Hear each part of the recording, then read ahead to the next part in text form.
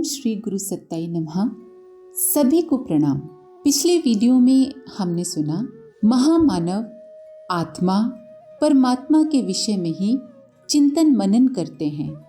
किसी की निंदा स्तुति पर तभी ध्यान देते हैं जब वह व्यक्ति निष्पक्ष, विवेकवान और न्यायनिष्ठ हो। अविवेकी मनुष्य तो अपने स्वार्थ के हिसाब से अहंकार की वजह से ही किसी की निंदा करता है या स्तुति करता है। विवेकवान व्यक्ति ऐसे लोगों की निंदा पर न तो ध्यान देते हैं और न ही ऐसे लोगों द्वारा की गई प्रशंसा पर मोहित होते हैं। महामानवों की सबसे बड़ी विशेषता है जो सही है उस मार्ग पर सारे अवरोधों का सामना करते हुए किसी निंदा या प्रशंसा से विचलित हुए बिना चलते चले जाना। मात्र श्रेष्ठ विचारों को अपनाना, बुरे विचारों को अच्छे विचारों से खदेड़ देना ही वह आंतरिक अनुशासन है जो मनुष्यों को सुसंस्कृत बनाता है। आवेश में न आना, संतुलन बनाए रखना, सही गलत पर विचार करके ही किसी निष्कर्ष पर पहुंचना शील है। शीलवान वही हो सकता है जो सदाचारी है, चरित्रवान है, धैर्यवान है, विवेकी है। जो शीलवान है वही साहसी हो सकता है। जो शीलवान नहीं है वो तो धृष्ट होता है। वो वीर या साहसी नहीं हो सकता क्योंकि वो निंदनीय कर्म ही करेगा और दुस्साहसी ही कहलाएगा। आइए इसी क्रम को आगे बढ़ाते हैं। व्रत और अनुबंध ही मानव उत्कर्ष के हेतु हैं। दुर्व्यसनों से बचे रहना, जो अनुपयुक्त आदतें स्वभाव का अंग बन गई हैं, उनकी हानियों को समझना और एक ही बार अथवा धीरे धीरे छोड़ने में लग पड़ना व्रतशीलता है। व्रतों से जुड़कर ही व्यक्ति ऊंचा उठ पाता है। संकल्पबद्ध हो जाने पर पुरुषार्थ पूरे मनोयोग से उस दिशा में नियोजित हो जाता है। जो भी अवांछनीय है उससे बचना जितना जरूरी है उतना ही सत प्रवृत्तियों से जुड़ना भी जरूरी है। एक खेत में एक लोमड़ी व उसके 2 बच्चे रहते थे। एक दिन किसान और उसका बेटा दोनों मेंढ पर घूम रहे थे। पिता बोला, बेटा खेत पक गया है, कल नौकरों को बुला लाना, खेत काट लेंगे। लोमड़ी के बच्चे डर गए। माँ से सारा हाल कह सुनाया। लोमड़ी बोली, अभी चिंता करने की बात नहीं है। दूसरे दिन नौकर नहीं पहुँचे। पिता बोला, बेटा अपने पड़ोसियों को ही ले आना, कल जरूर खेत काटना है। लोमड़ी के बच्चे फिर भागने की हट करने लगे पर लोमड़ी ने इस बार भी मना कर दिया। तीसरे दिन किसान बोला, भाई दूसरों के सहारे कब तक बैठेंगे, कल हंसिया ले आना, हम दोनों ही काट लेंगे। इस बार लोमड़ी ने स्वयं ही बच्चों को बुलाया और बोली, बेटे चलो अब खेत खाली कर दें। बच्चों ने आश्चर्यचकित होकर पूछा, माँ हम लोग 2 दिन से कह रहे हैं पर तुम चली नहीं, आज अपनी ओर से ही चलने का कह रही हो।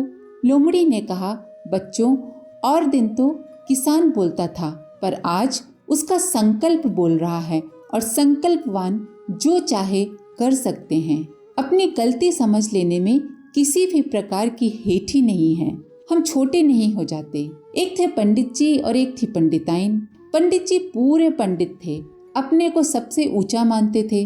पंडिताइन समझाती थी उन्हें, पंडिताइन ऊंच नीच नहीं मानती थी। एक दिन पंडित जी को प्यास लगी, घर में पानी नहीं था। पंडिताइन पड़ोस से पानी ले आई। पानी पीकर पंडित जी ने पूछा, कहाँ से लाई, बड़ा ही ठंडा था। पंडिताइन बोली, पड़ोस के कुम्हार से। सुनते ही पंडित जी के तेवर चढ़ गए।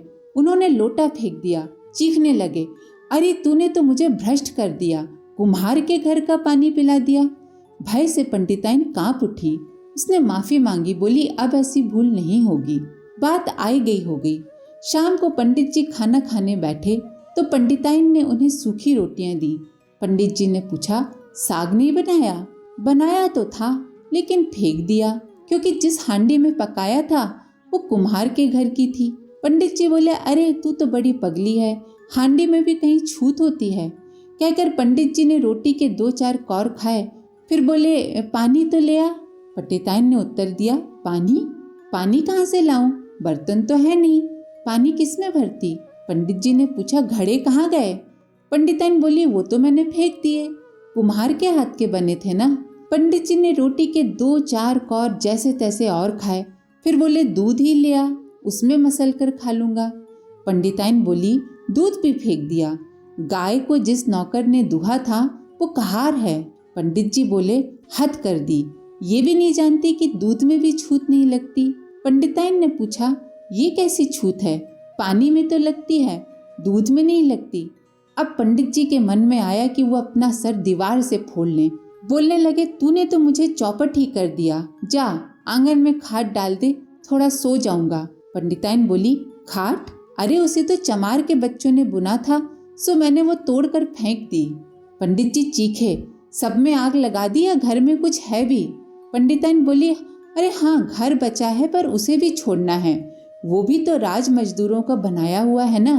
पंडित जी कुछ देर गुमसुम खड़े रहे, फिर बोले, तूने मेरी आंखें खोल दी, मेरी नासमझी से सब गड़बड़ हो रहा था। पंडिताइन ने बुद्धिमानी से घर की आग बुझा दी। जिनके बल पर हम सुख भोगते हैं उन्हें नीचा समझना बड़ी भूल है। और फिर कोई नीचा कैसे हो सकता है जब सभी कोई ईश्वर के ही बनाए हैं, ईश्वर का ही अंश हैं, तो फिर कौन ऊंचा और कौन नीचा। एक बार एक संगीत अध्यापक अपने कुछ छात्रों के साथ एक प्रसिद्ध पियानो वादक से मिलने गए। संगीत अध्यापक ने उनसे पूछा, आपकी सफलता का सूत्र क्या है? पियानो वादक ने एक पुस्तक की ओर संकेत करते हुए कहा, मैं अभी भी हर दिन इस पुस्तक के आधार पर 4 घंटे नित्य अभ्यास करता हूँ और हमेशा अपनी गलतियाँ ढूंढता हूँ। अध्यापक उनकी बात को समझ गए और उन्होंने अपने छात्रों से कहा, काम के प्रति निष्ठा और उसके लिए निरंतर प्रयास ही सफल होने का रहस्य है। जो सत्प्रवृत्तियाँ अभी विकसित नहीं हो पाई हैं, उनके विकास में उत्साहपूर्वक लग पड़ना ही अनुबंध है। संकल्प अकेले ही पर्याप्त नहीं है, उसे खाद पानी देना भी जरूरी है। और ये तभी संभव है जब मनुष्य सत्प्रवृत्तियों को जीवन में समावेश हेतु तत्परता से जुट पड़ता है। प्रयत्न ये रहे कि सत्प्रवृत्तियों के विकास की गति धीमी ना हो, नए अध्याय जुड़ते चलें। करवे को जो छात्रवृत्ति मिलती थी उससे वो कुछ पैसा बचाते थे। जब उन्हें नाग बाबू की बीमारी का समाचार पता चला तो उनके घर पहुंचे। नाग बाबू ने समझा कि इनके 5 रुपए मेरे ऊपर उधार हैं, उन्हें ही मांगने आए होंगे। वे असमर्थता प्रकट करने लगे। तब करवे ने गांठ में से 3 रुपए खोलकर उन्हें दिए और कहा, मांगने नहीं, कुछ देने आया हूँ। गुण कर्म स्वभाव के क्षेत्र में मात्र सत्प्रवृत्तियों को ही पनपने बढ़ने देना चाहिए। दुष्प्रवृत्तियाँ जब भी जिस स्तर की भी उगती दिखें उन्हें सहन न करना चाहिए। अविलंब उखाड़ फेंकने में तत्परता प्रकट करना चाहिए। यही अनुबंध है, आंतरिक अनुशासन है। यदा कदा पनप उठने वाली बुराइयों की बाढ़ की कटाई छटाई समय पर करते रहना बेहद आवश्यक है। ये अनुबंध अनुशासन व्रतशीलता की परिभाषा में ही समाया हुआ एक ऐसा तथ्य है जिसे हर व्यक्ति को हमेशा ध्यान में रखना चाहिए।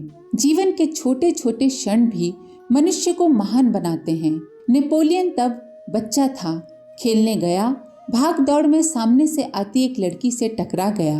लड़की गरीब घर की थी, फल का टोकरा लेकर जा रही थी। टक्कर से टोकरा गिरा और फल गंदगी में गिर गए।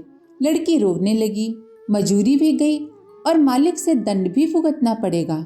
झंझट से बचने के लिए पहले तो नेपोलियन के मन में आया कि जल्दी से भाग चलूं।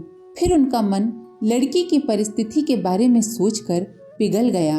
वो लड़की को उसके घर ले गया और गिरे हुए फलों का पैसा चुका देने का वायदा किया। घर पहुंचने पर नेपोलियन ने सारा किस्सा अपनी माँ को बताया और लड़की को पैसा चुकाने के लिए कहा। माँ कठोर स्वभाव की थी और साथ में पैसे की भी तंगी थी। वो पैसा देने की अपेक्षा शरारत के लिए नेपोलियन की पिटाई करने लगी। कहने सुनने के बाद फैसला हुआ कि लड़की को पैसा तो चुका दिया जाएगा पर 1.5 महीने तक नेपोलियन को नाश्ता नहीं मिलेगा। इसी से उस राशि की भरपाई करनी होगी। नेपोलियन खुशी खुशी रजामंद हो गए। कर्तव्य न्याय निभाने के लिए 1.5 महीने एक समय भोजन करके ही काम चलाया। ऐसे लोग ही भविष्य में महान बनते हैं। जागरूक आत्माएं संचित कुसंस्कारों को उसी प्रकार ढूंढती उखाड़ती रहती हैं जिस तरह माली उद्यान से हानिकारक खरपतवारों को बीनता रहता है। आत्मा की उत्कृष्टता व्यक्ति के स्वभाव से ही प्रकट होती है। सज्जनों को मात्र सत्कर्म ही करते देखा जाता है। ईश्वरचंद्र विद्यासागर के पिता कलकत्ता में 2 रुपये मासिक की नौकरी करते थे।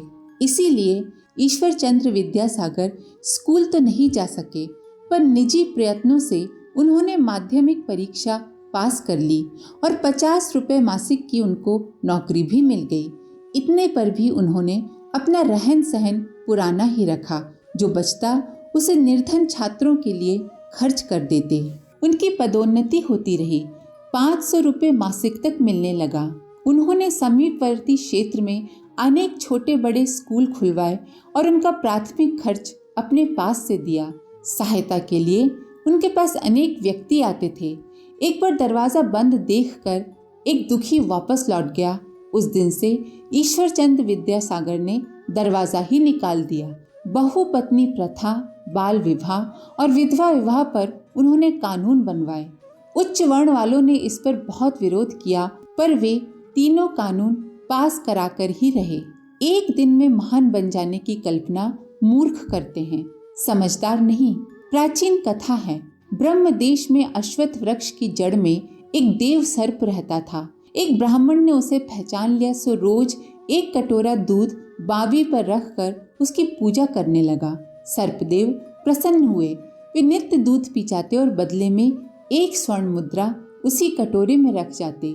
ब्राह्मण का धन बढ़ने लगा और साथ में उसका लालच भी। उसने सोचा, सर्प की बावी में जरूर स्वर्ण मुद्राओं का भंडार होगा, उसे मारकर क्यों न एक ही दिन में सारी राशि निकाल ली जाए। उसने घात लगाकर सर्प को मार डाला।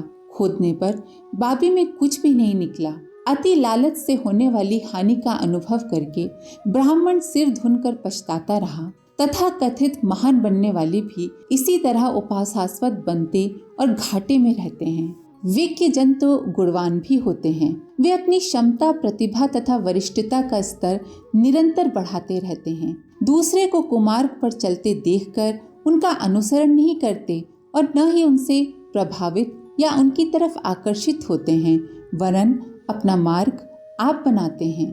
अपनी श्रेष्ठता एकाकी संकल्प के आधार पर अक्षुण्ण रखते हैं। कहा गया है कि मनुष्य अपने भाग्य का निर्माता आप है। इसका अर्थ यही है कि चुनाव की स्वतंत्रता को ध्यान में रखते हुए मनुष्य को औचित्य के पथ का ही अवलंबन लेना चाहिए। कोई और न मिले तो एकाकी पुरुषार्थ के बल पर अपना ध्येय निर्धारित कर श्रेष्ठ पथ पर चल पड़ना चाहिए।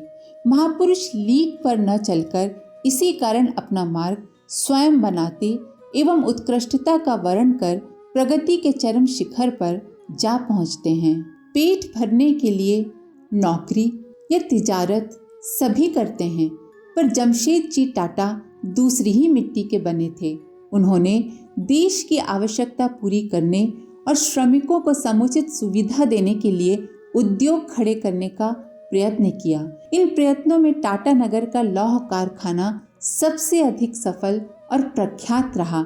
नियत के अनुरूप उन्हें भगवान ने सफलता भी दी, जबकि उनके साथियों में से अनेक स्वार्थरत रहने के कारण दिवालिया बने रहे। आज के लिए इतना ही। अपने विचार कमेंट बॉक्स में जरूर लिखें। आप सभी का धन्यवाद। ओम शांति।